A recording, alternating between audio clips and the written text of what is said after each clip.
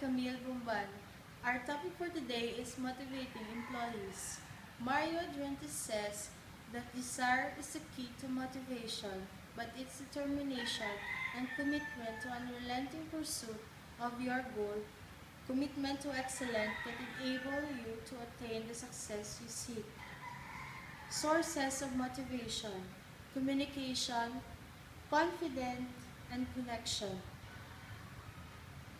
Frederick Herzberg theory: hygiene factors related to work environment. Motivational factors related to individual's job. Common hygiene factors. Number 1.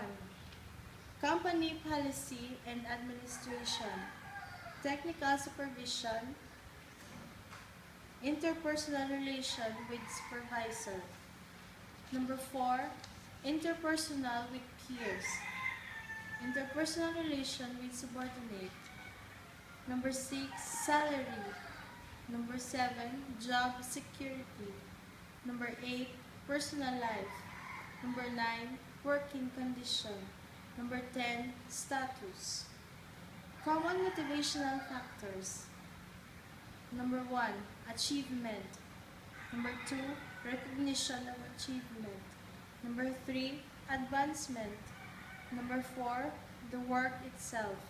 Number 5. The possibility of personal growth. Number 6. Responsibility. Aldifer's theory. Aldifer believes that motivation can be inspired by several needs operating at the same time. Unsatisfied need not only motivates individual to strive for its satisfaction, but also increase their perception with the need one step below on the ladder. 3 basic category of human needs: existence needs, relatedness needs, growth needs. Operant conditioning is based on the belief that manager can control employees' behavior through the strategic manipulation of reward system. Pavlovian conditioning involves training an individual to perform a specific behavior in response to a specific stimulus. 4 fundamental components of operant conditioning theory.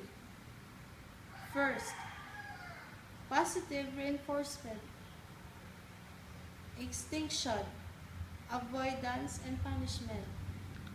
Hammer outline. Rule number 1. Don't reward your people at the same time. Rule number 2. Failure to respond has reinforcing consequences. Rule number 3. Be sure to tell an employee what he or she can do to obtain reinforcement. Rule number 4. Be sure to tell a person what he or she is doing wrong. Rule number 5. Don't reprimand in front of others.